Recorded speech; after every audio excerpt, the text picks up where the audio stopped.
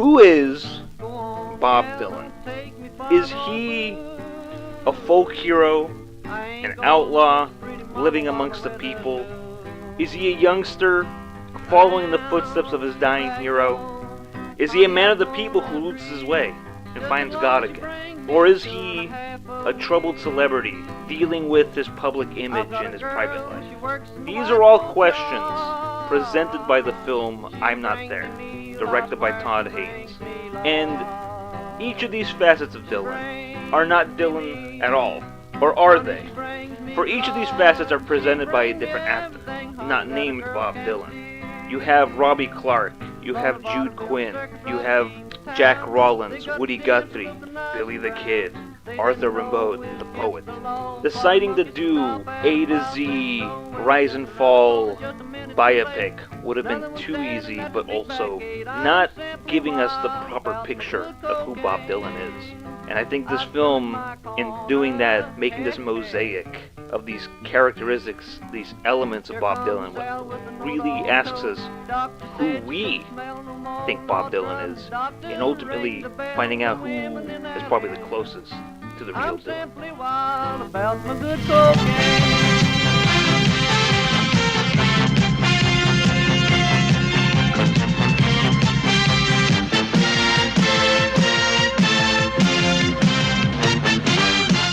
Welcome back to another episode of Enriquez and Gudino. I'm Carlos Enriquez. With me is my co-host, Jonathan Gudino himself. That is I. So, before we jump into the movie, what'd you do this week? What'd you watch this week? What I watch? That's the real question. Okay. What did you watch this week? I actually watched 2 movies. I had a Tubi marathon, actually. You're really promoting Tubi, dude. I'm sorry. Every podcast you bring up Tubi. They got all the movies that I want to watch. Get on Tubi, fellas and ladies and gentlemen. Because, all right, look. They have I'm Not There, which is the topic of today's episode. But they also have The Undertaker and His Pals. Is that the one you watched? I watched that one, and I'm also currently watching The Flesh Eaters, which I know is it a series or a movie? It's a movie. I know you and I have been talking a lot about making something together on film or video. Yeah. You gotta watch The Flesh Eaters. The plot is trash. It's your typical sci-fi horror movie trash. But the visuals are great. Yes, because you know what it is? What is it? The director, Jack Curtis, used to be a cinematographer. And I think like either him or like his, if I remember correctly, his actual cinematographer, which I think is him under a pseudonym. I think they're like both visual. I think he's like a visual artist, like a comic book artist, especially since I think he hired a comic book artist to write the movie for him, to write the screenplay. And he storyboarded the entire movie like a comic book. And every goddamn shot is like... And he uses deep focus photography. So every shot is just like... The people behind the camera are too talented to be making this schlock. What's it called? The Flesh Eaters. Alright. You watch it, you'll be inspired. You'll be like, I need to steal some of these shots. Because this movie is clearly made by somebody who knows... When did it come out? 1964. But like, you see this movie just like... 1964? Yeah. Jesus Christ. You see like the shots, it's like, these people, I'm going to steal some of these shots. It kind of reminds me a little bit of how I used to work, at least for example, my own movie, Black Horizon. I storyboarded the hell out of that movie. I drew thumbnails for every goddamn shot I wanted in the movie. And for the most part, I managed to like copy exactly as how I wanted the movie to look. So, I have some 3x5s, and I want to come back next week with like a whole how I picture your vision. Okay. And I was hoping you would do the same for your visions and see what align with our visions. Okay. Like, oh, we use this right here, and then it's like a slow-mo for this part, blah, blah, blah, blah. And then we zoom in and make sure that, we get a shadow, we get a silhouette scene on this right here, blah, and stuff like that. I really want to just like draw it out. Because like, you inspire me, because I was just like, I was at home like last week after I saw your shit, and I was just like, you know, some people are like, yeah, I have this in my head, and I just can't put it in, and you put it into real life. Well, it's funny because like, I got jealous of that. No, it's funny because I feel like I'm the same way when I draw. I see that shit when I draw, but when I make like films, when I work with like films, it's like the camera becomes like my pen. So I mean, I can storyboard, but I'm not a fan of. I'm not big on storyboarding because I just kind of know how a shot needs to look like in my head. This is the difficulty. There was this guy. He did something with Todd Phillips. I think he was like the Cinematographer. that guy, right? Yeah, yeah. And he was talking about shot deck and all this stuff. Yeah, blah, yeah. blah, blah. And he was just saying how he has when he reads a script, he does like a rough draft of like what he pictured with his first thought of reading right. the script, right? Right. So he's like, oh, when they said this, I pictured this shot and this, and then Right. he made the Joker with that, right? Right. And they say that he has a thing called the Bible, and it's just a whole like shot by shot like You see, storyboard thing like that. I I think that's good because the way he put it, he's like, see, you don't know what they don't know. You don't, but when you look at that, you're like, oh, we know now. You know what's funny?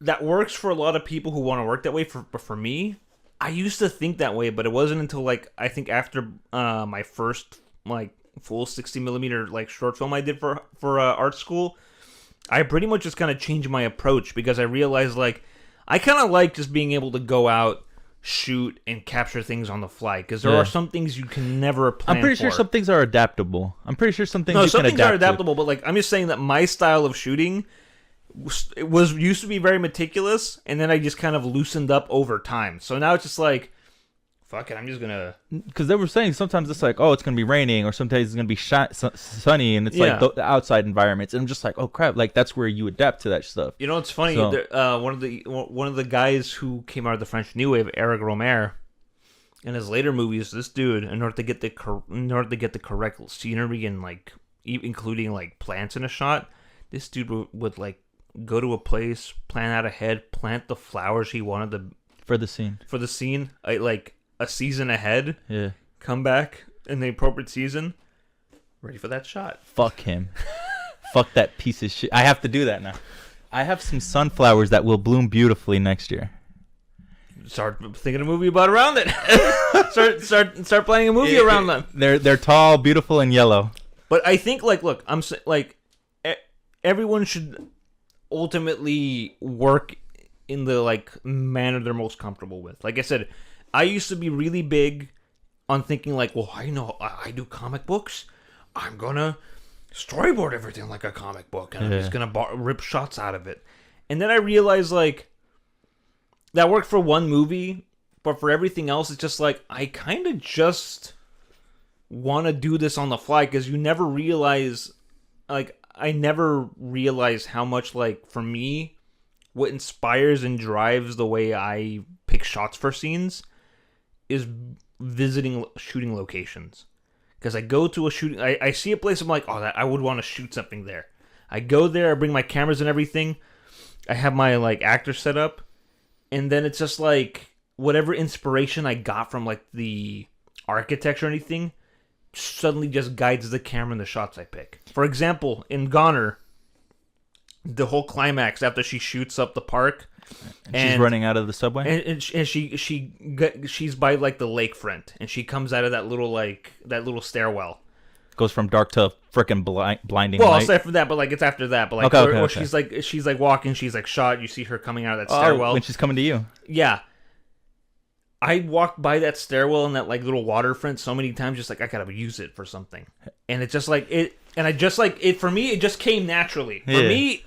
Look, I don't want to say it's like it just comes naturally. No, but there are some things that just like you know what you want. I mean, other people feel like they have to be meticulous and like plan everything out, and that's fair. Yeah. I mean, look at fucking Wes Anderson. You don't think he does that? No, he definitely plans everything out like... Well, he has to make miniatures and everything, so he has to have that all prepped. Oh, yeah. I mean, his movies look like... He can't be like, you know what, I'm just going to put a flying saucer here. It's like, you didn't build one. Oh, yeah, no, like, he's got like he's very meticulous about what he does. And it's like, I respect people who do that. Everybody's got their own style, but for me... The tone's different. I just kind of like living it in the words of Jack Nicholson in an interview that people caught him when one of his infamous Lakers games. Go up to one of these new Lakers players like, keep loose, keep. That's all he said. He said, "Just keep it loose, man. Keep it loose, Keep dude. it loose." What about keeping it tight? You can keep it tight if you want a tight movie like Christopher Nolan keeps shit tight. Oh, that's tight. You can keep it tight, but I started off tight, and although look, I tighten stuff up in the editing room, but on set I keep it loose. I keep it shaggy because I got to be prepared for anything that comes my way. I have like a basic idea of how I want to shoot something. I let the inspiration of like the shooting locations or whatever come to me. They come, and then after I'm done shooting, it feels like I'm coming all the time. Shut the hell up, Arnold. This ain't pumping iron, you son of a bitch. It feels like I'm coming all the time. You know, they say that was a movie? It wasn't a real documentary, it was a movie? I heard about the that. whole him and Lou Ferrigno at the end. That was the whole bad guy versus good guy thing, and he beat him. To be fair, it was a bodybuilding fucking movie. Yeah, dude. but to be fair though, they like you can structure documentaries to have a good guy, bad guy kind of dynamic. Case in point, documentary King of Kong, where the champion, the reigning king, Donkey Kong champion, Billy Mitchell, who everybody calls a cheater, even though the man is using the glitches and stuff in the game to get better. Nowadays, it's funny how at the time, it's like Billy Mitchell sucks. He's cheating. He's using like glitches and shortcuts in the game, and it's just like nowadays, it's just like the fucking speedrunning crowd would be like, "This man is a god. He pioneered the speedrun." When did he do these things? Oh, in the 80s and 90s and stuff. And he was like a gamer? Yeah, at the arcade. Shout out to Juanito. He loves stuff like this. So yeah, there you go. Shout out, man. Watch the King of Kong. You know what? Maybe we'll it was a movie though. It's a documentary. Okay. It might be worth looking into, but the movie definitely. I mean, he is a jerk. All right, to be fair. No, speaking of jerks, remember how last week you were talking about that one German actor who was like almost killed by a tribe in South America? Klaus Kinski. Okay, so I watched a 30-minute video of his, humble, meek, demeanor. This man was mental. Werner Herzog made a movie called My Best Friend, a documentary about his relationship with Klaus Kinski. Yeah. And it's just like these two guys were like a match made in heaven because they're both mental, except Werner Herzog is mental in a different way, and I love the director, right? Yeah. The guy who directed The Enigma of Caspar Hauser. They were saying how oh shit, that was the same director? Yeah. And he had a relationship with that man? They were buddies. They were buddies. I mean, they they made Fitzcarraldo together. They worked well together. It's just that bro, Kinski was mental. I was listening to the tribesmen. They were scared of the yelling one, but they were crying. They were terrified of the director because they're like, if he's the one controlling all this, it's like, what is he capable of? So yes, that's a weird level of. I think if they don't fear you, they don't respect you, man. You have to just have some level of insanity. I had a neighbor who was getting harassed because he was a bike messenger in Sacramento. Yeah. And this motherfucker was getting attacked by some dude in a car. So he jumps on the hood of his fucking car and starts yelling at him, right? Right. The cops show up and he's just like, I don't know, man, I just lost it. And he's like, well, he was harassing me, blah, blah, blah. Yeah. But I was just like, you need to have a level of insanity, Yeah. I agree. Because otherwise, sometimes doing the whole, go away, I'm bigger than you, the big scary, thing that you would do to, wild animals, can work on people. It's the quiet ones that are terrifying, though, man. I had an uncle who he never yelled, and he scared me the most, more than my uncle who did yell. It reminds me, it's like that one, it's like during the press conference for A History of Violence, where it's so subtle, but or just that's violence. That's violence. It's like, oh shit. Good damn, dog. No, please. So, anyways, all I'm saying is watch The Flesh Eaters. Yeah. Take some inspiration from it. Yeah. See how you see you already got an idea of how you want to do that. How you want to storyboard and plan stuff. Maybe that's your style of being never done it behind the before. camera. But maybe that's which is good because then you get to try out. I've always been so loose, dude. So like when I would do my skits with my friends and stuff, I'd be like, okay, we're doing this right here. We're doing this right now. Yeah. Okay, what do you think is funny? Oh, let's put that behind record. You know, right. And it was just that's how we kept it. Like we don't know what I did it to a point where my girl, when we first got together, like one of my last YouTube videos, she's like, I didn't get it at all, and it was just like, fuck. I think I was so open-minded that my brain just plopped out and fell down, dude. You know what? There are times where I feel like I show some of my stuff, not to you, because I think you get it, but like when I've shown it to like other people, I feel like, yeah, Carlos, this is pretty impressive. You drew all this? That's cool. Yeah. I have no idea what you just showed me, but you drew all this? Yeah. That's nice. And why do you make that? Why did they say that? Because it's just like... Because yours usually does have a point. Like the lady who robs the guy and doesn't kill him. It's like, that's a story right there. Yeah. I don't know. I feel like there's also like maybe a language barrier, you know? But because I understand your animation more than I understand your pleasant student films. My pleasant student films? Yes, nothing derogatory or defamating about my brother any of them. Wants to come onto the podcast. We are going to have a nice conversation. No, he genuinely wants to come onto the podcast. My brother Brandon wants to come onto the podcast. Me and Brandon are going to have a good conversation. He wants to debate you on the merits of Invasion Radio, because for him, that movie's life-changing. Okay, he loves quoting it when you can hear what the hell they're saying. And he says you can hear it every time. We're gonna have a nice talk. Yeah, we'll this is gonna be good. This is gonna be good, great podcasting, dude. Okay, so I watched these. So Flesh Eaters is really good. The Undertaker and His Friends is very bad. It's a very bad. You don't even want to recommend that. It's goofy. I mean, it's just about like if you want some inspiration for like a movie about like about an Undertaker and his two dopey friends who run a diner who go around killing people and then taking their body parts to like cook and eat and sell at their diner. Yo, man, I wasn't expecting that when you said The Undertaker. And yeah, what kind of movie is this? Was this on Tubi? It's on Tubi. You need to get the fuck off Tubi. It's very bad. It's you need to get off. It's a 70s exploitation movie.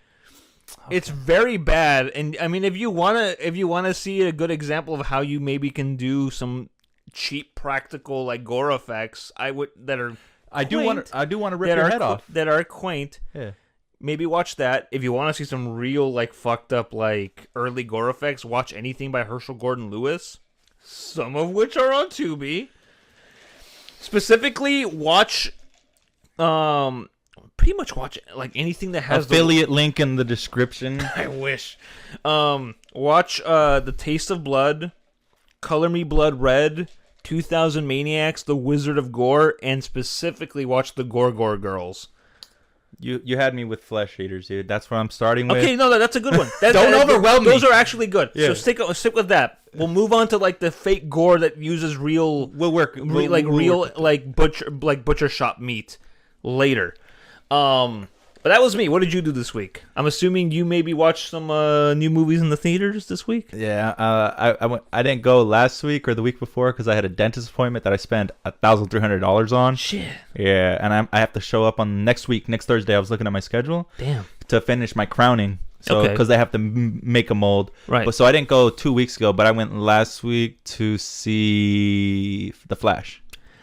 Okay. Which is in the theater down the street. I saw the marquee. Yeah.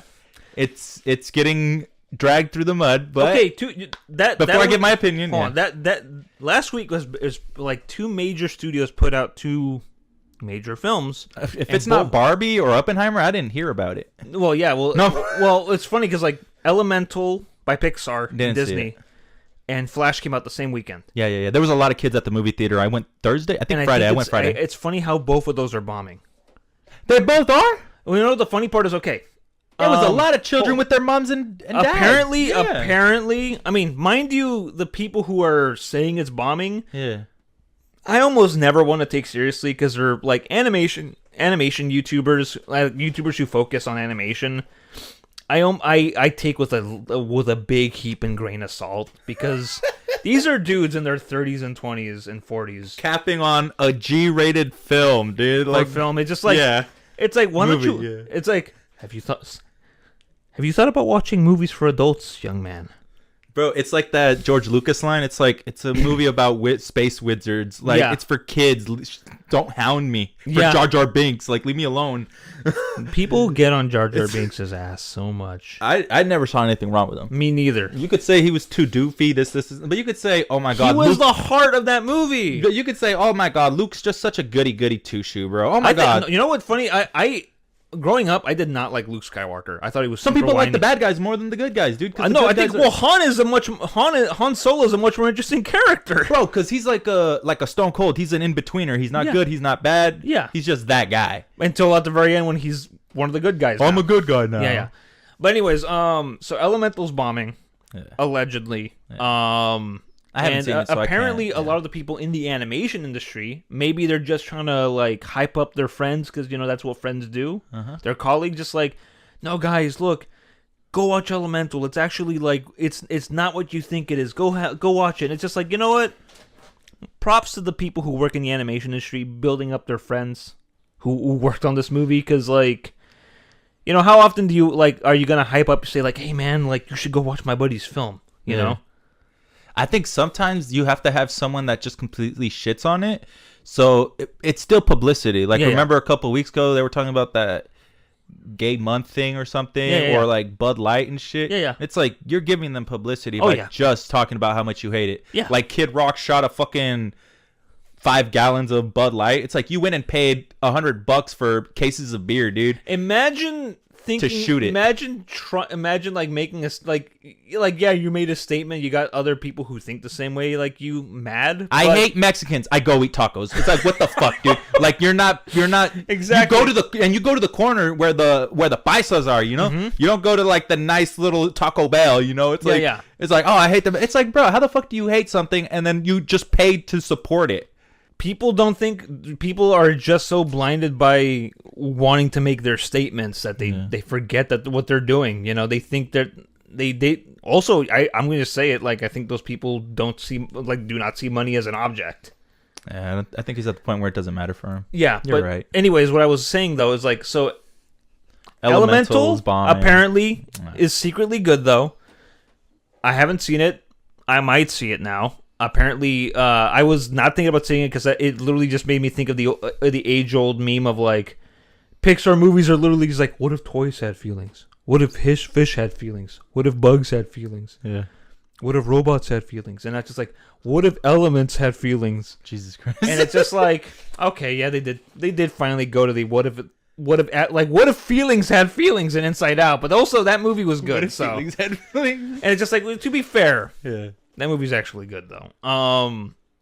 But I saw Elemental my first for the trailer. I was like, I don't know. I mean, this is kind of cool. I like how all of them work differently. It wasn't one of those things that I was like, oh, I want to go watch it. It's one of those things like, oh, I'd watch it if I had some time, exactly. It's not one of those things like, oh shit, I want to go see Greta's movie or freaking or Nolan's movie. So it's not like yeah. I even want to see The Dial, dude. Even though that one lesbian's on it or whatever. Yeah, the Dial of Destiny, the Indiana Jones Dial of Destiny. Yeah. So. I was thinking like that's kind of sad that like Elemental is bombing because like most people I feel like would want to go see the Pixar movie over the Flash movie this weekend. We haven't seen it, right? Mm-hmm. How do you think it ends? Elemental? I may bring that up next week. Oh yeah, I watched it. How do you think that movie will end? One's a fire sign and one's a water sign. How do they mingle? I bet you. Do they create a new element? What, steam? I bet I want to say that there is like. There might I feel like the movie's gonna go the direction of like they make something new, or I think this is gonna be a movie that straight up just like says like we're just not meant for each other. Maybe it would be ballsy as hell for Pixar to just do like sometimes people we should stay in our place. Maybe not stay in our place, but definitely like maybe like I feel like the movie's gonna like open up the relations between like these different like have people hang out with each other more, maybe even be in relationships with other elements. But I feel like maybe the better twist here could be like, wow, we're not compatible as a couple, not just because we're different elements, because we're different people. And that be that's the feelings. And that's the feelings. You're right. I'm gonna say that, but honestly, I genuinely thinking about going to see that movie. So Now I have to watch it. Yeah, no, because I don't know. Because when I was watching that, I was like, "How will this end?" As you were talking, I was like, "How does this movie end?" Yeah, I know, right? But the Flash. You saw the Flash, huh? Saw the Flash. I've read two different things about it. One which is filled with vitriol and what is vitriol? Like black. I hate this movie so much. And then one which by another podcaster who covers movies on his podcast, who I follow on Letterboxd, which is a great little website if you want to. What's his top 4? I need to go back and look it up. But anyways, he recently watched The Flash, gave it a 3 out of 5, made a little joke about Zack Snyder at the beginning, but pretty ultimately called it, like, it's pretty lighthearted and fun. You're a big fan of Snyder, right? I'm not as big a fan of Snyder as you're as big a fan of James Wan, though. This is a short conversation. Anyways, he was saying how, like, the movie was pretty fun. It's cool to see them go in more lighthearted direction. The one downside is that you have to deal with 45 minutes of 2 Ezra Millers playing off of each other. One of them was pleasant. Okay. One was so annoying, you're like, I like the less annoying one. Yeah. Yeah. But he ultimately thought it was pretty good. Again, 3 out of 5 stars means it's right there in the middle. Yeah. What did you think? What did Jonathan think of Everyone has Andy Muschietti's The Flash? Everyone has their own... the movie that's been in development hell. Everyone has their own opinion in life, and we all have, That's what we're here for. That's our God-given right. Yeah. But mine's better than everyone's. Okay. I loved it. Really? I liked it. I sat down. I enjoyed it. I went and watched Nostalgia Critic review it. Yeah. And one without spoilers and one with spoilers, and he was just like, the CGI was just terrible. I'm like, get behind a computer. You do the special effects. Go fuck yourself. It was good. You know what? I'm gonna say this. It was supposed to look out of this world. It was supposed to look fidgety. No. I was like, go fuck off. When I see people complain about CGI in big blockbuster movies, my first thought is like, these motherfuckers have never watched a truly bad CGI movie. Like the Birds or whatever one. Or Birdemic. That one. Like, I've seen some truly shitty CGI. Even when it was like during the age when CGI was no bueno. Yeah. In like some the Mummy Scorpion King. Oh, I was gonna say the first Dungeons and Dragons movie from 2000, the one with Marlon Wayans. What? Marlon was in it? Marlon Wayans, Jeremy Irons, Thora Birch. I love Thora. She's the queen. No, dude, hold up. You're ruining it. It's very bad. It's a very, very bad D&D movie. It's a very bad movie, but the dragons in there look like caca. Like, she's 41, dude. Yeah.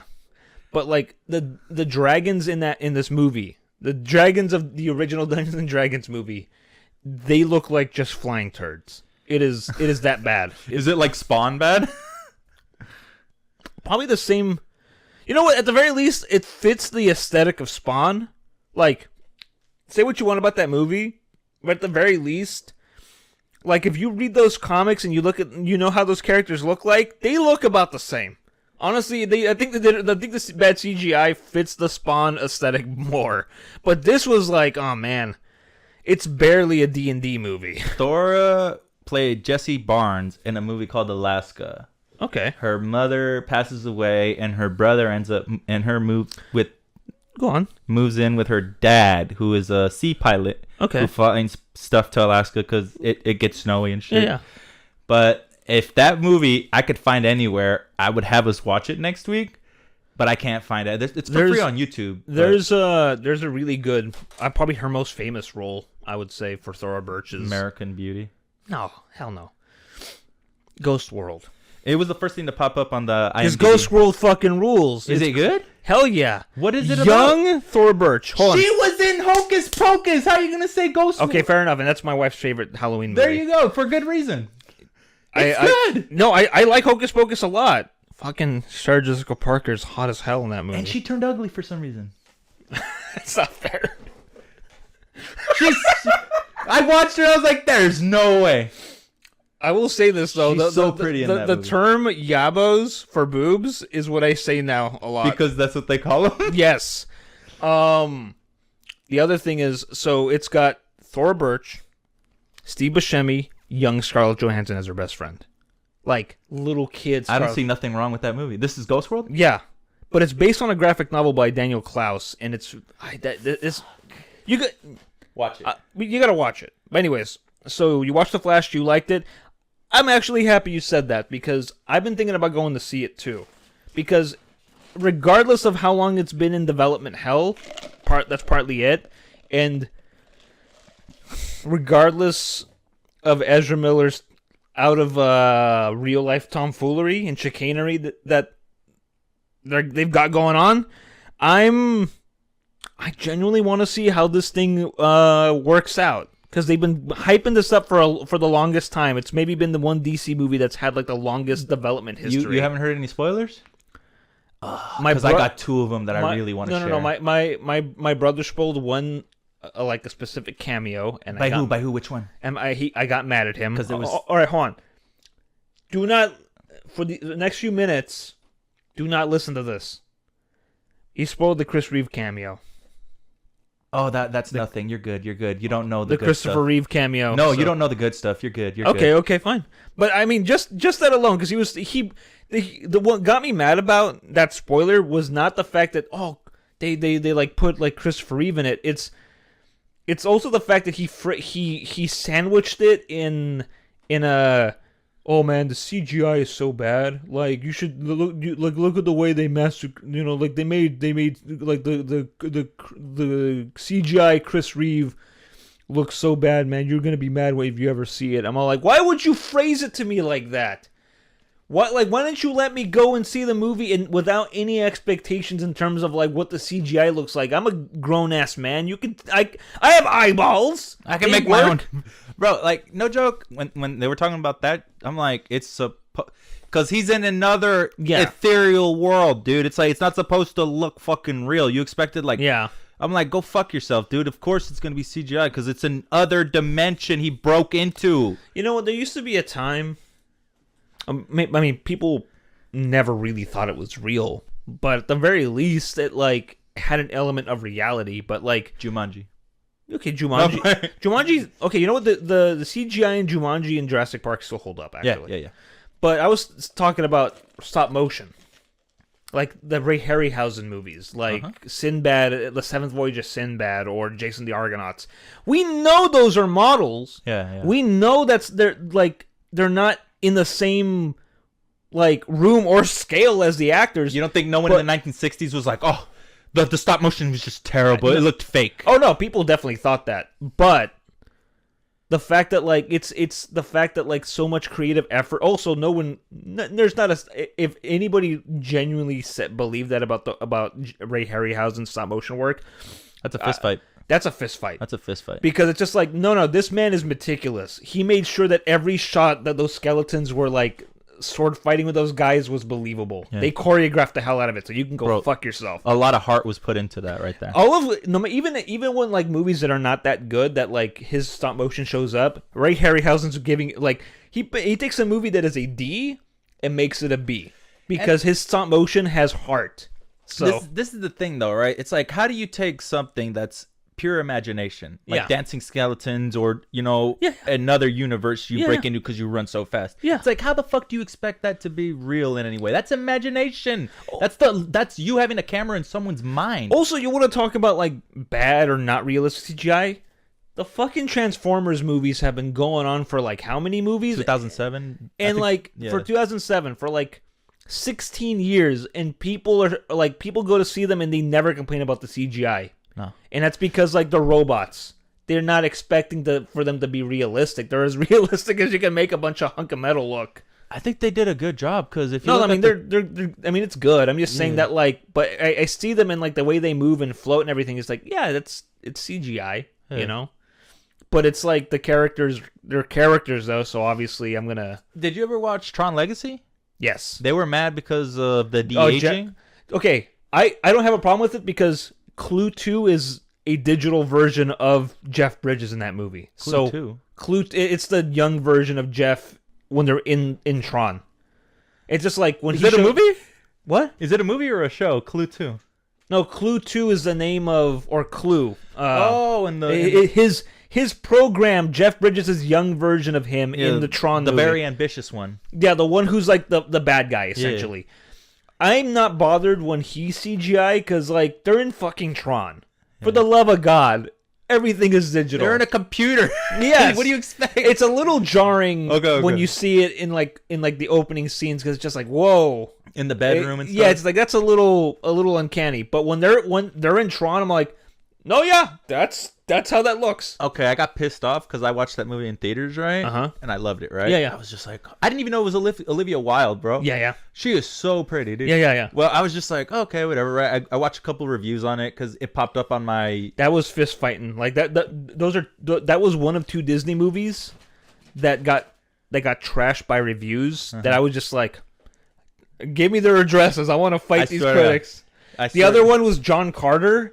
I watched it like 2 years ago. It's so good. And people were like, oh, I mean, it's not doing anything different. It's kind of boring. I don't get it. And just like, you fuckers. Are you smoking dick? Yeah. It's just like, okay, John Carter is like the epitome of like what classic pulp superheroes are like. Like, if you want to know how what like a live action classic like 1930s or 40s Superman works, John Carter. The way you see him jump across, that is like jump over buildings in a single bound. They were saying the genre that's the most popular in the world is adventure. Yeah. And that is an adventure. He's a Western time dude. He's a millionaire. And these are books from the 1800s, by the way. And they wanted to change it to Mars's Princess or something, but they changed it to John Carter at the end, and they thought that fucked with it. To be fair, the title of the book is The Princess of Mars. The Princess of Mars? And I feel like if they called it that, it would, especially if it's under Disney. The Princess Bride? No, yeah, but that did good. No, yeah, no, it's not that, but I think it would give people a different idea, because The Princess Bride, at the very least, has a romantic thing, and it is a romantic movie. It's a fantasy romance adventure. The Corpse Bride? No, but like, if you call something the Princess of Mars, and then you have all this stuff, people are gonna think like, oh, it's a standard Disney movie. But if you call it it's a movie that like could not win in the marketing contest, because it's the titles for it are a little hard. But you know, like, when they usually like change the name of a movie when they're working on it, so no one knows what they're working on. Yeah. Like they'll call the Joker Romeo or Blue Harvest for Star Wars originally. That's what it was called. The little onset thing was Blue Harvest, and that's what they wrote everything under. Yes, you can see there. You can see a lot of behind the scenes footage. We should do that. And whatever the movie's called, we're gonna give it a secret name, and then so people will never know what we're working on. Okay, go on. But what were you saying though? I liked it, dude. I thought it was a good movie. I loved it too. Also, fucking Willem Dafoe is a Green Martian. Yeah. And he thinks John Carter's name is Borginia. Your name is Borginia, to the point where I recently thought of that movie. That's what sticks with you? No, because I think it's hilarious and I think it's great, and it just makes me think like.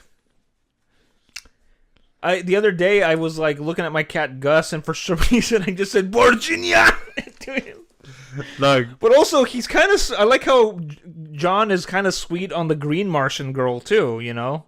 And it's just like I like that they're kind of chummy, and she's got like a little thing for him. And if it weren't for the fact that she had 4 arms and was green, maybe, you know, it could have worked out. But also just like, yeah, man, like. Everything that movie did, just like, this is the John Carter movie I've always wanted. I'm so glad they finally made it. Oh, if it did badly and nobody liked it except me and maybe a handful of other people, go fuck yourself. I can't top that. Yeah. Anyways, anything else? Anything else aside from did you like the Flash movie? The Flash movie was dope, dude. I thought it was it made me sad, dude. I felt so sorry for the Flash, dude, because he tried to change everything just to save his mom, and it was one of those things that had to happen. She had to die, dude. Yeah. And I was just like, oh fuck, dude. Like all I've ever had was my mom, so I'm just like, you son of a bitch. Like, you know what's funny though? So it's based off of an infamous Flash story arc called Flashpoint. In fact, I think they were gonna call the movie Flashpoint for a little bit because of that. But the main bad guy in the Flashpoint series and the animated movie that they made out of it is the Reverse Flash, Professor Zoom. And there's a meme where like in the movie and in the comics he's like, it was me, Barry, I'm the one who killed your mom or whatever. Somebody changed it to he's like, Remember that one time, Barry, when you were on a date with a girl and she touched your leg and you came? That was me, Barry. I traveled back in time and jerked you off at the speed of light just to make you come, so you think that you just to make it awkward, and you think that you came at the touch of a woman. It was me, Barry. That is very vile, dude. I think that is more villainous than killing Barry's mom. Anyways, I think we've talked about what we've been watching long enough. So, it was me, Barry. I made your balls sweaty. It was me. I kept you moist. You bastard. So what'd you think of I'm Not There? I just want to say that I really, really liked Supergirl in The Flash. I just want to say that. Okay. Sasha Calle or whatever. Yeah. I looked her up afterwards. I was like, oh, she's in Young and the Restless. She's a soap opera soap opera actress. And she was so pretty in that movie. Yeah. I was like, you know what? This makes this movie tolerable. Michael Keaton, was good. And the 3, special guests, which you have to see. Yeah, of course. In your own... Of course, in my own time. Yeah, dude. I understand. It was worth it just because of those 2 special... Okay. You could get... If you have a roulette wheel, or you have a dart and, a little dartboard, you'll probably be like, okay, I saw that coming. Okay. But right now, I'm just going to keep you... I'm going to be vague. No, that's fine. Yeah, but keep it that way. All right. Supergirl. Yeah. What do you call it? I Am There? What's it called? I'm Not There. What'd you think of I'm Not There? By Todd Haynes. I woke up this morning. Uh-huh. And I watched it. I would have been here earlier, but... That's fine. That's fine. I finished it, got ready, and ran over here, right? Okay. And then I stopped and got some Burger King. Okay. This is my favorite movie you've picked.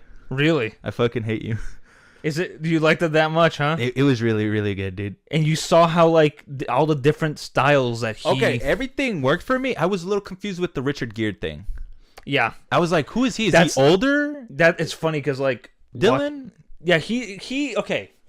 So let me kind of break down the guitar case. I was like, is he it's taking like a weird loop, huh? I'm like, what is going on? It's like a weird loop. Each version of these characters represents a different facet of Bob Dylan. Like Richard Gere he's Billy the Kid, like an older Billy the Kid who did not die. And in fact, which is why the old guy who's trying to get the highway to go. Commissioner Garrett, that's Pat Garrett, who shot and who captured and then later killed Billy the Kid, and they were friends. The guy who was speaking in the gazebo? Yes, in the wheelchair. Yeah. Played by the same actor who was antagonizing Cate Blanchett in her scene, the dude who the British guy. The British guy. That's him. That too? was him. That was him too. Yeah. Pay that man all the money. I know, right? So and the makeup artist. So. Because I this is a movie that I'm familiar with this director's something Hayes? Todd Haynes. I'm familiar with his work. And I want to break down a little his approach, because it harkens back to a lot of his stuff that he's made before and after.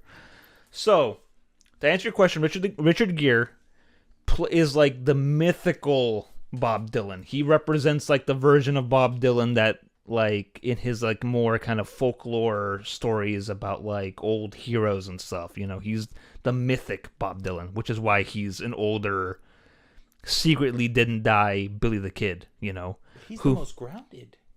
It's funny because he's the most grounded, but he's also the one that I feel has the most surreal. Bruh, he was talking about politics. He was chasing his dog on a horse. Oh, they're building a road. I don't believe it. But also, it's funny because you think it's the Old West, and then the more his scenes go on, you realize it's it's contemporary times. It's you think, oh, it's the Old West. They're building a road, a highway. That's weird. I thought this was the Old West. And you look and you see oh, this is an Old West town. These are kids with creepy Halloween masks, including a Mr. Peanut costume, which I enjoyed a lot. I like that. I noticed that. I was like, and a man in blackface, Mr. Peanut. Yeah, we don't talk about that. But then you realize, then you see the modern cars coming down. You're just whoa, this is a lot more contemporary. Oh shit, this is maybe the 50s, huh? Yeah. Wow, that took me by surprise. He hops on the train, baby. Yeah. finds that the guitar in there. But it's funny because like he's the most grounded, but also I think he has the most surreal imagery because like they're watching that concert in the gazebo, right? Yeah. That band, and you see these animals, these random zoo animals, like walking around because the zookeepers killed themselves. It's this weird like apocalyptic thing. Yeah. They had Gorgeous George in the beginning of this movie. Yes. That alone won me over. Yes, sir. After that, I was like, if you don't reference wrestling in a movie, your movie sucks. Classic wrestling, too. Gorgeous George. Gorgeous George inspired Ric fucking Flair. Oh, one hour match. Main event, Ric Flair. Yeah. Different territory, 1 hour match, Ric Flair. The man who inspired, Batman. Yeah. Gorgeous George, I was just like, Jesus fucking Christ. And he was a carny, you know, because that's what wrestling was back then. Yeah. I was just like, dog, that alone, I was just like, I like this no matter what happens after this. They could have shot a Mexican in the forehead for whatever, bro, and I would have been like, it was justified. They had Gorgeous George. Right. And he had a little paper like to inspire little Bob Dylan. I was just like, fuck you, dude. No, so Richard Gere is the mythical Billy the Kid, like representing all like the kind of folkloric, like talk about like old west stuff, the country period. Dylan. Woody Guthrie, the fake, played by the little kid Marcus Carl Franklin. That is young Bob. Actor. Yeah, he's great. He also shows up dressed up as Charlie Chaplin. Yeah. When he gets picked up by. Yeah. When he gets picked up by that one guy. Yeah. So like he during the Richard Gere scenes, he shows up as one of the kids in that. He's dressed up as Charlie Chaplin. That was it. With Billy the Kid. Yeah. So he met his youth and he met his elderly. Yeah. So, which is a kind of weird, like not weird, but like this kind of cool little loop the movie makes. Bro, I know you don't like it, but 2001: Space Odyssey, dude. It's not. I don't dislike that movie. You didn't like anything Kubrick made after that movie. That's a big statement. I like 2001: A Space Odyssey. It's just that Kubrick is not like my end all be all filmmaker for like a lot of dudes say he is for them. All right, that's all I'm saying. But anyways, just how Taiwan is in the country. You fucking guy. Stanley Kubrick is beloved. No matter what. No. And his work is amazing. He is beloved. Taiwan as a country. Fuck. Anyways. Okay. Yeah. So like Marcus Carl Franklin, he plays Woody Guthrie. Which is obviously not his real name because the real Woody Guthrie is dying in hospital and he goes to visit him. That's like Bob, and he's like talking like, well, we gotta unionize, and then like these hobos are just like, what's this kid talking about? We unionized years ago, you know? And it's just like he plays the version of Bob Dylan who's like a little kid who's looking up the guys like Woody Guthrie, who is just enamored with this like man of the people, like voice of the people, kind of like round everybody up. We're gonna go up against the man. They were saying working class people. Yeah, like people who actually got their hands dirty type shit. Just like how Jack Rollins, the Christian Bale one, the one when his whole side of the story is like styled as a documentary. You see him like playing for like field workers, like construction workers, and he's like a man of the people. But then he fucks everything up by like after the Kennedy assassination, him going like. That the young man who shot Kennedy, I see a little bit of myself in him, and just like, oh shit, did you just say that? I see, I can, I can relate a little bit to Lee Oswald or whatever. Just like Jesus fucking Christ, that's like up there with the Beatles saying they're bigger than Jesus, bro. That Beatles snippet. Oh, that's funny. My wife. So I watched this with my wife. Yeah. And she thought it was funny that she got the Beatles reference and like how you see them in the back with when they Kate run. Blanchett. Yeah, I thought that was so funny, dude. But that is a reference to how like when Bob Dylan did come to London, he introduced the Beatles to drugs. He's the one who got them high and changed their essentially. He's the one who created Sgt. Pepper's fucking. All right, he influenced probably Revolver around there.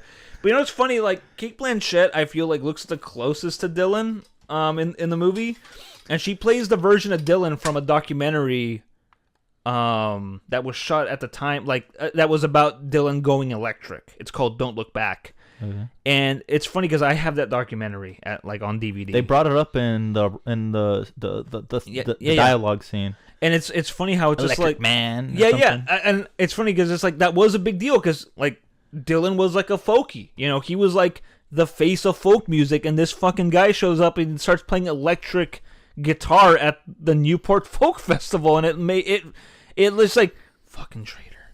I can't believe it. And it's just like Jude Quinn, the version of of Bob Dylan played by Cate Blanchett. That's all about like him dealing with like, well, you're a voice of the people. What do you think about like all these things about like the Black Panthers and stuff? It's like I don't really.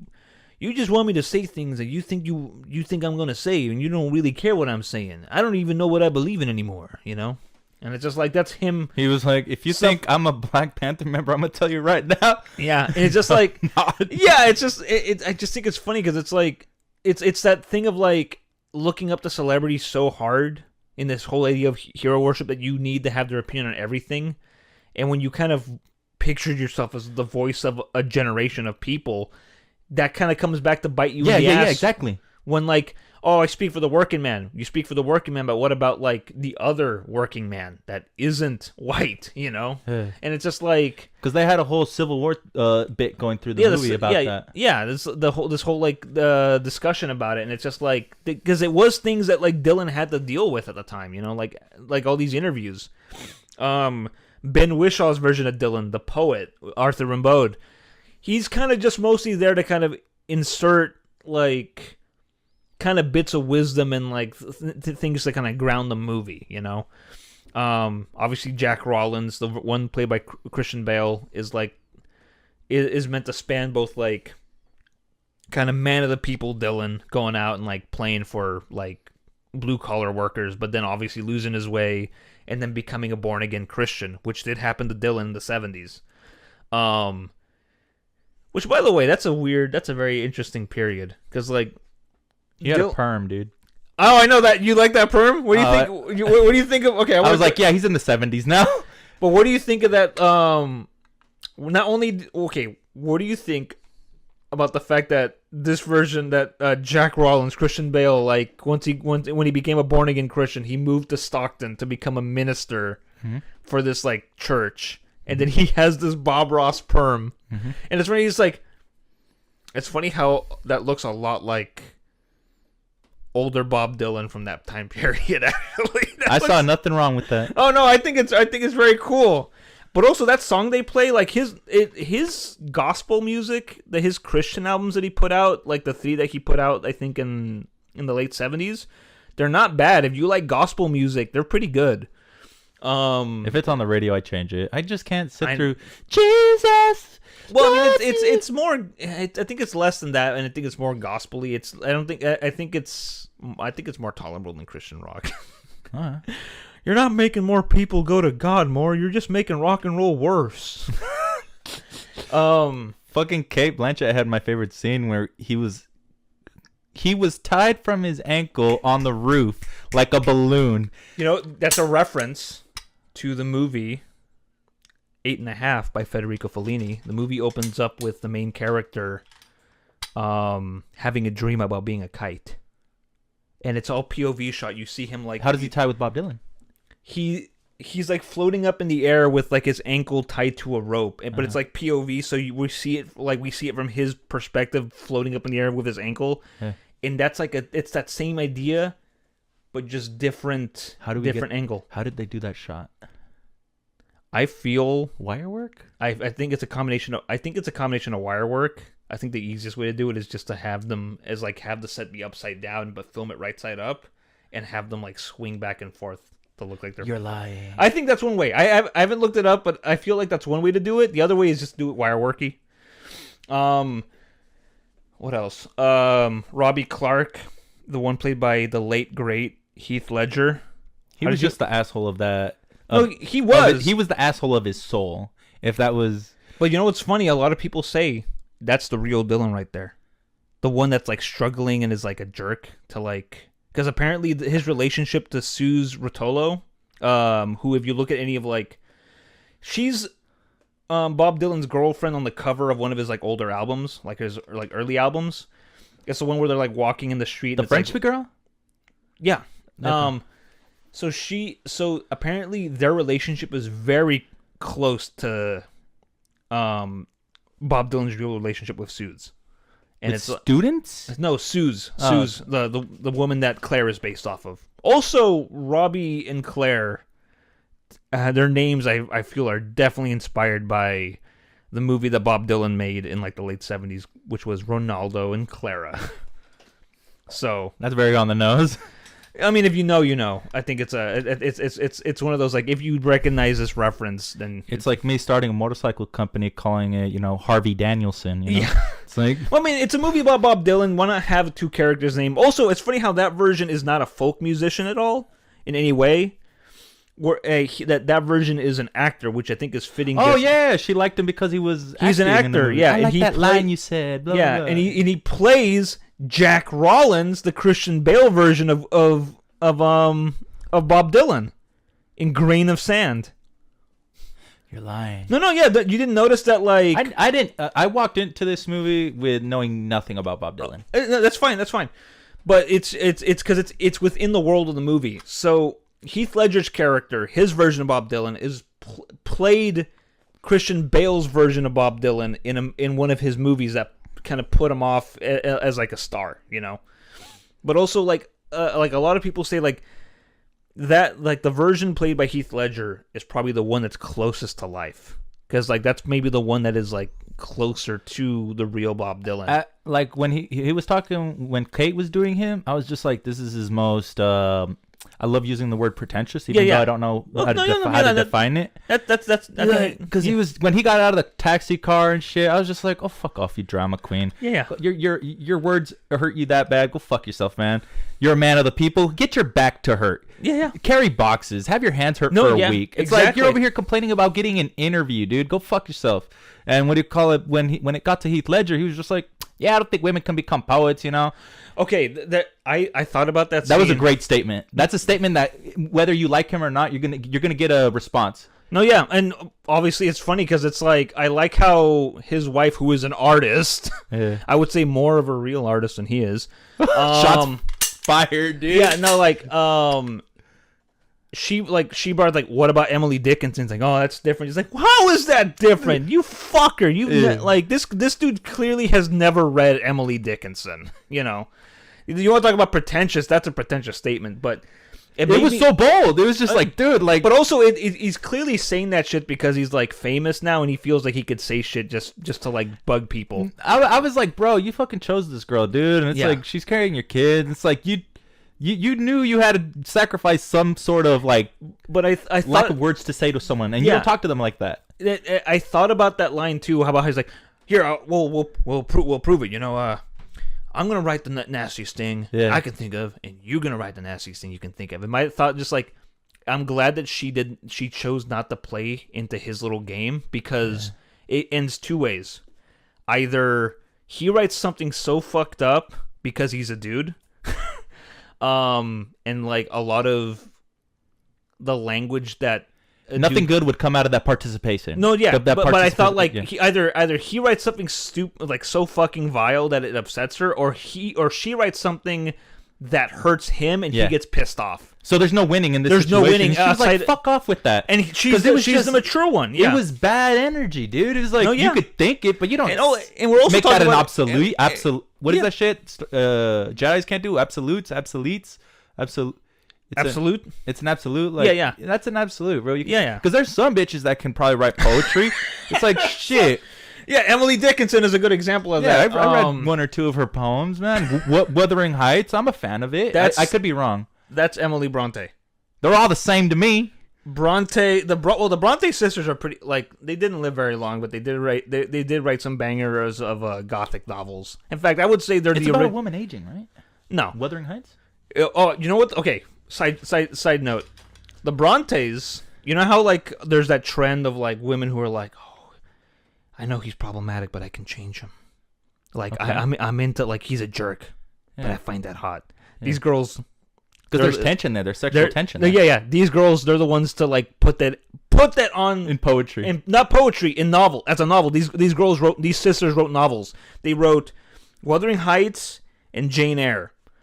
And their sister Anne wrote like a third novel that's often gets thrown to the side because it's just She's not the Kevin Jonas of the Jonas Brothers. Unfortunately, I'm sure it's a good novel. I haven't read it because fucking Wuthering Heights. But she's and not Jane Joe Eyre. or Nick, you know? Yeah. No, but so both of those stories, Wuthering Heights and Jane Eyre, are about like women who are in love with men who are absolute monsters. Yeah. And it's all about the sexual tension, as far as they can get for like Victorian In a way, era it's stuff. like forbidden. It's forbidden. It's not gonna happen. Because in Wuthering Heights, it is literally this like battle of the sexes. Like it's about Kathy and Heathcliff, and it's all about how like I'm Kathy. that's where that song comes from. I love it. Kate Bush. Heathcliff, it's me. I'm Kathy. I've come home now. So cold, let me in. We're gonna get your copywritten, bro. You sound just like her. I know. Don't get us written up. Ooh, it gets down, it gets lonely. I love that song. I love Kate Bush. Okay. But yeah, these girls who wrote these gothic romances. They're really like the ones who pioneered the idea of like, he's a monster, but I can change him. Yeah. But it goes very bad in Wuthering Heights. It's a whole Beauty and the Beast thing. Yeah, and that's a famous. Yeah. That's a story as old as time. Tale as old as yeah, time. that tale. Anyways, but yeah, like it's that. Yeah, like Robbie Clark, his whole thing is like, man, like this, like you're not meant to like this dude at all, because like you meet him and like the first thing he's doing. The interviewer? No, like Heath Ledger's version. Oh, he was an asshole. Yeah. Yeah. You're not meant to like him because you meet him and the first thing, like, I mean, you meet his wife first, and then when you do meet him, it's just like, this fucker's cheating on his wife. She's the best half of him. Oh, she had his kids, dude. Both his kids, and then he gets pissed like, you're gonna take my kids away from me. It's just like, bruh, you chose this path, fucker. Don't act surprised now. Yeah. So there's that. But yeah, like it's funny how people say like that's probably closest to the any actual real elements, like because the other ones are more. They're floaty. They're floaty, but they're referencing to like the stuff that we know from like interviews and like documentaries and like especially the Jude Quinn stuff is all based off around the Don't Look Back documentary, and whereas like the Jack Rawlins stuff is more all encompassing and like kind of ends off in the whole born again Christian phase that Bob Dylan went through. It's also like they all. I think it's a very smart way to approach someone so like mythic like Bob Dylan, when he got called out by the interviewer on the TV, and he was like, he came from a very good upbringing. He did in Minneapolis. And his last name is Zimmerman, bro.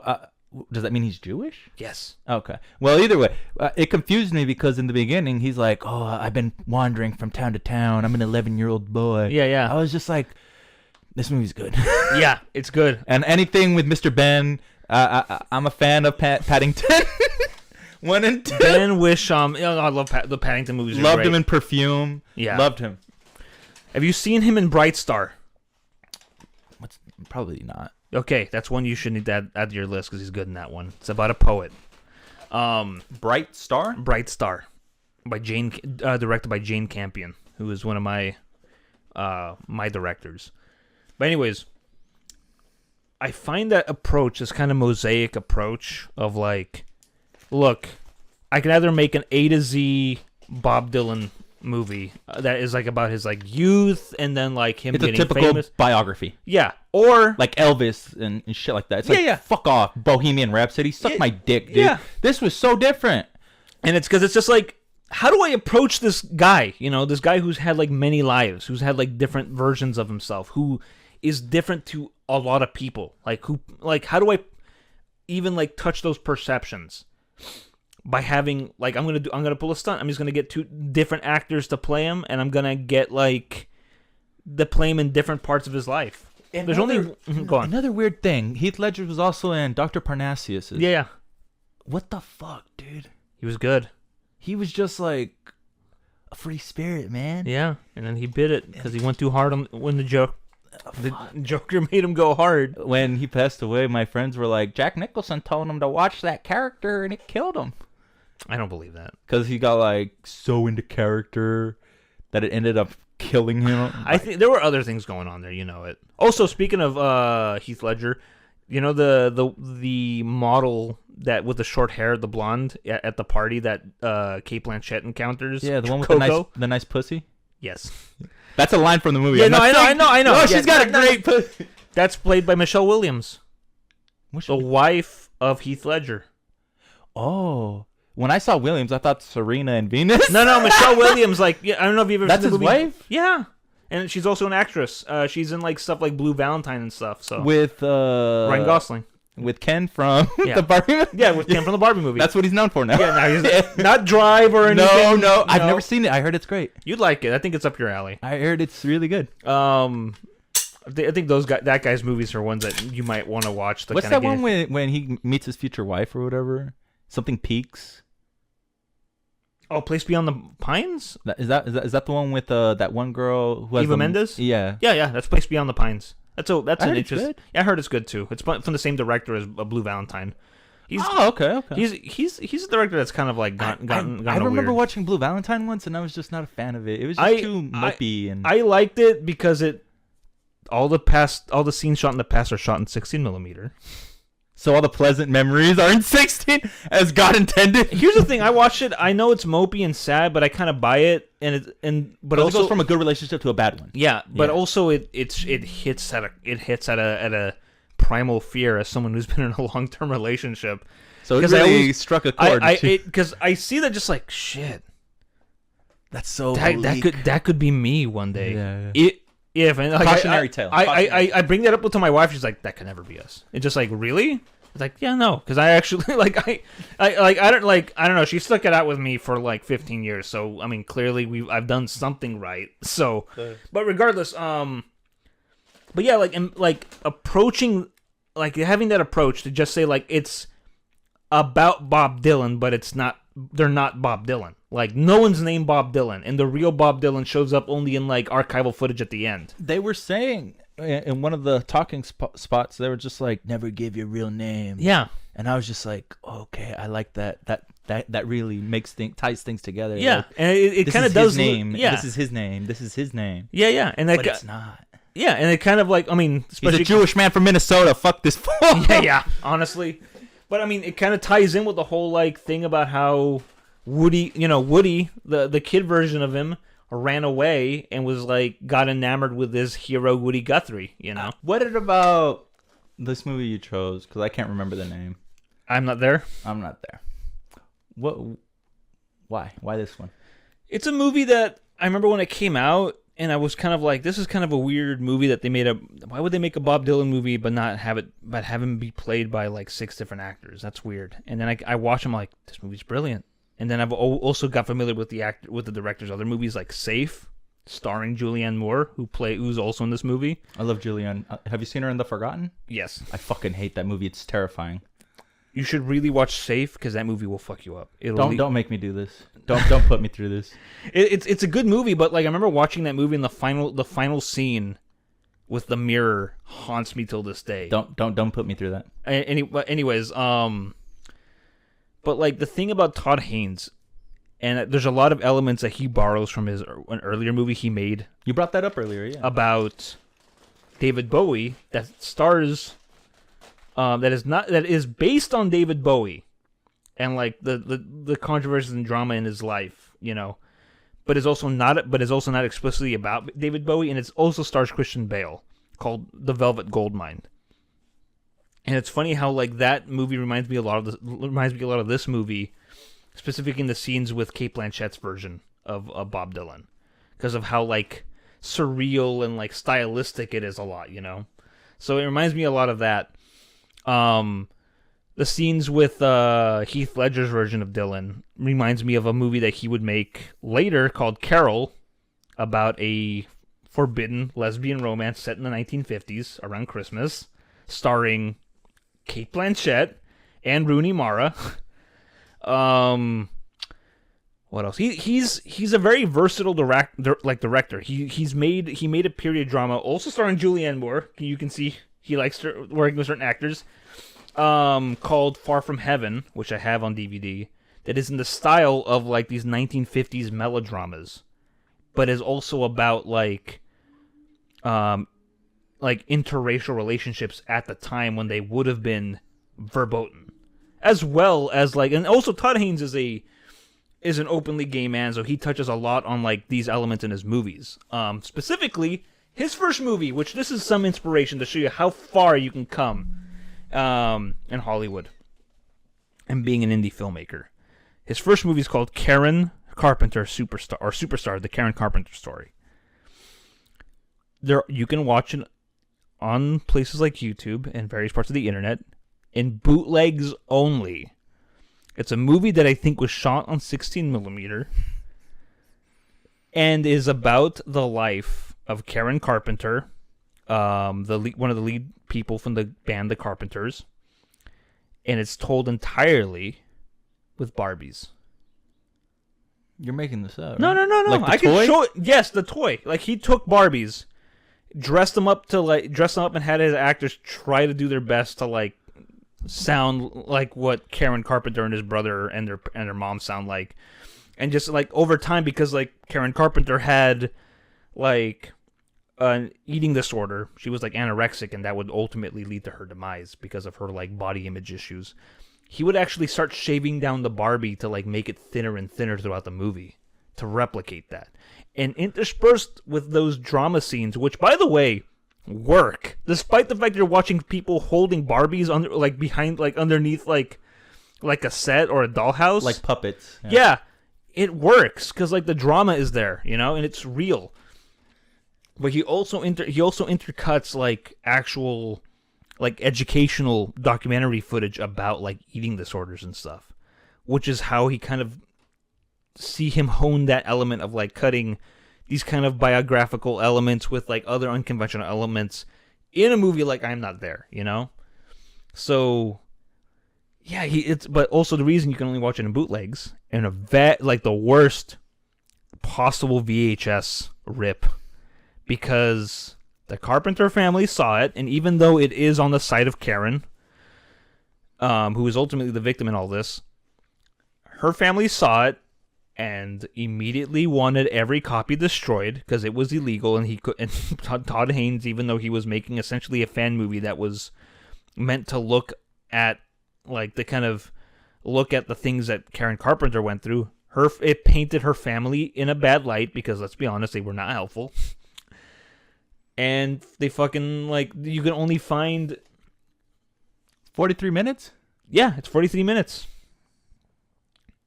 1987. Yes. And the Carpenter family were just like, oh, hell no, you're not releasing this. And all we have are these bad VHS rips now of it. That's it.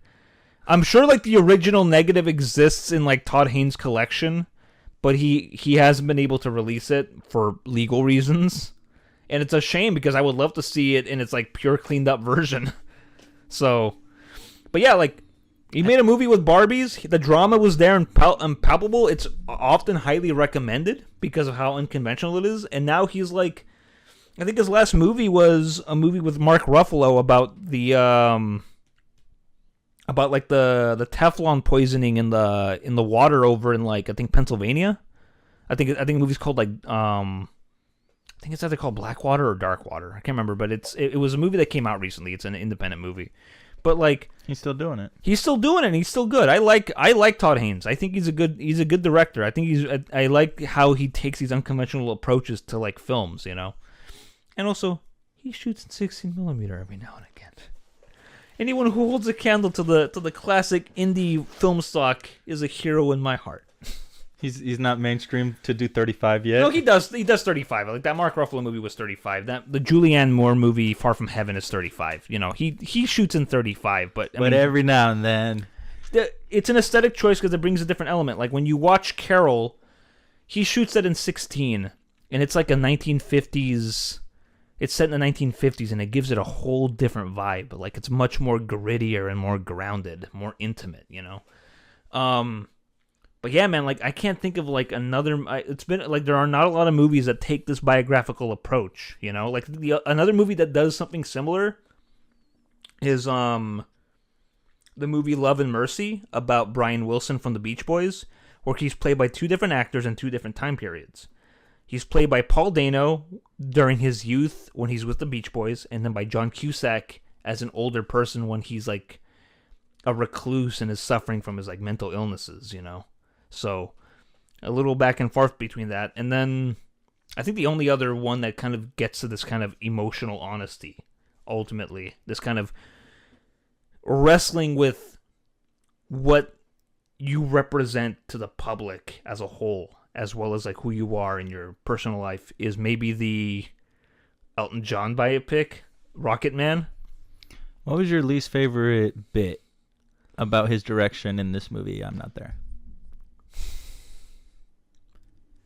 Something you're just. Why are you putting me on the spot? Because I'm trying to think of something I didn't like, and I just like I liked it all because like it changes styles so constantly that it's hard for you to like really.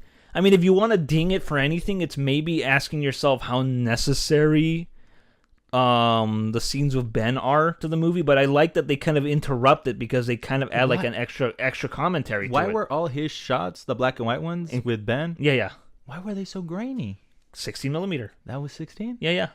It's a grainier film stock because I know the scenes with because it's a combination of both 16 and 35. Uh-huh. And the 35 are the scenes that are like super clear and crisp because they're blown up. Okay.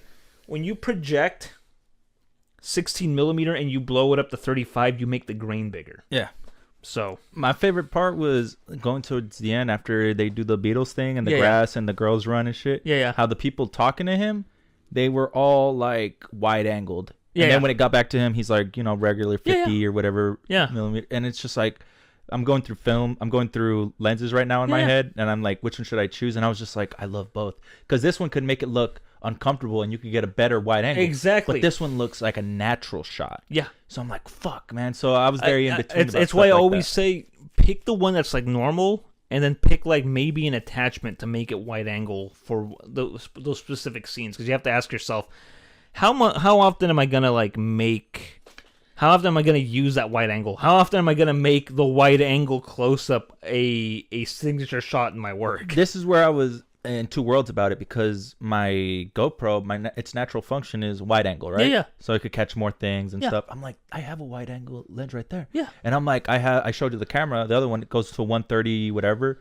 What you could do is you can use the GoPro for those wide angle scenes and then like use those for because like maybe the digital film sensor is a little different from like the other one. Mm-hmm. That'll create, aside from the wide angle, it'll also create like a different kind of like distancing effect. It's just like, wow, this is not only is this in a wide angle, but it looks. Say it again. You're losing me. It's use the GoPro for the wide angle scenes where you want to create like a sense of like something is wrong here. Okay. There is like a you're creating a sense of like displacement almost because it's just like you're cutting from like one kind of film, like one kind of video quality to a different one, and along with like a different like lens angle. So I think it helps create like a sense of like distance and displacement for the audience and the viewer. So I think that's a good idea to do it if you want to do it like that. In storytelling, yeah. So any other thoughts about I'm Not There? Like, would you want to see more documentaries like that, or not documentaries, but more biopics that try something different like this? I think it's one of those things you have to do it once, and you beat everyone to the punch, and you can't ever do it again. Fair. Because if I watch another movie, I'm going to base it on this one. I'm like, well, I'm not there, in 2007, Well, I mean, again, Love and Mercy tried that. Didn't watch it. Well, I mean, it's out there. So, but I think it's such a good idea because like you said earlier, like so many biopics are just like, this is how they started off, and then this is how they got famous, and this is where they fell off, and this is where they came back or not. And then the montage of them getting rich, and then the montage of them losing everything, and then like them having that emotional moment with the one person who stuck by them their whole life. It's just like, and them like all alone before they get back on the stage for the last time. All that crap. Yeah, there is a movie that sort of does that. It's called The Rose. It stars Bette Midler, and it's based on, I mean, it's meant to be an original rock, like, kind of rock character movie, but a lot of it is strongly very heavily based on Janis Joplin's life. So Does she play Janice? she pretty much plays a version of Janice combined with her own original things to it. Long hair and the glasses? No. It's still Bette Midler. Okay. She still looks like Bette Midler, but there's a lot of elements that she borrows from Janice because she realized Janis Joplin is an important figure in rock and roll history. I do not want to play Janis Joplin. That is a big task. We can base some elements and include some life elements on Janis Joplin from Janis Joplin in this movie, but I'm not playing Janis Joplin. I'll play an off-brand Janis Joplin because that's the only way I'll do this without getting dinged for playing Janis Joplin, which is the smart thing, I think. Again, kind of a little bit like how Christian Bale played David Bowie in Velvet Goldmine, So, yeah, man, because I think the only other real way to, do biopics is, I feel like you gotta do them in, they gotta be reserved for documentaries, because, you can only, most of these stories are just A to B's, here's them as a kid, here's them as, rising up, here's them getting famous, here's them losing it all, here's them getting back in the saddle. You watched Elvis, right? Did that movie not do that? Can you be more on the nose, dude? Okay, you watched Bohemian Rhapsody, right? Did that movie not do that? They're all the same. Yeah. I'm only saying they're all the same because I'm getting my opinion from Patrick H. Willems. Yeah, I mean, who did a whole he's not wrong though. I disagree with a lot of his approach to stuff, but at the same time, he's not wrong. It's funny how he condenses the whole movie to 2 sentences. Gets everything, loses everything, triumphant return, dies, or whatever. Yeah, I mean, if especially if they're dead, in real life, and it's just actually, somebody talking about movies that are about people that are about them except a name. Gus Van Sant did a movie called Last Days that is about Kurt Cobain's last days, but it's not about Kurt Cobain. It's about some punk rocker who dies at 27. Grunge rocker, yeah, who's out in his cabin and by himself, and that's another one. Make a movie that is about that person, but then use it as take liberties with it to cover elements that you find more interesting without upsetting the people who would know about them. So that's a smart move. I think that's a smart thing to do because famous people are famously litigious and they will be I never did that or whatever. Just unless you're legit get their permission and their blessing, which Todd Haynes did get for this movie. Bob Dylan was a little bit I don't know if I mean, he didn't talk to him directly, but he talked to his right hand dude. It was just Bob will let you do this movie. He's I want to do it this way, where it's about him, but it's not about him. He's just oh yeah, hell yeah, he's down with that. Go ahead, do that. So it's just that was the smart move because you have to be working with the person, and you have to get their story correct, especially if they're not alive but their relatives are. You want to do justice by their relatives, otherwise they'll sue your ass and put your movie in development hell, So The Carpenters. Yeah. I think that's where he learned his lesson. Yeah, I think so. Hey, Bob, my people will talk to your people. What's your pick for next week here? I'm writing it down. Okay. He's writing it down. It's that time of the month. We're watching Titanic next week. I take requests, and I was told to watch Titanic.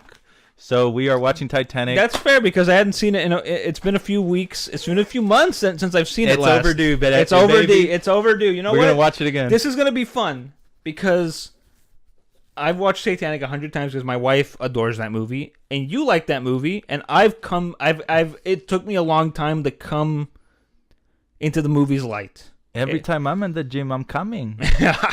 I come all the time. It takes you a long time to come? I'm coming right now. It took me a while to appreciate the movie, so I have a journey to talk about this. I mean, you can talk about your own journey with Titanic, you know. Hopefully it doesn't end with an iceberg. And we're ending this. We're only saying we're going to watch Titanic, and then we're going to give our full in-depth analysis. Hell yeah, we are. We're out. Enriquez and Gudino. Do your thing.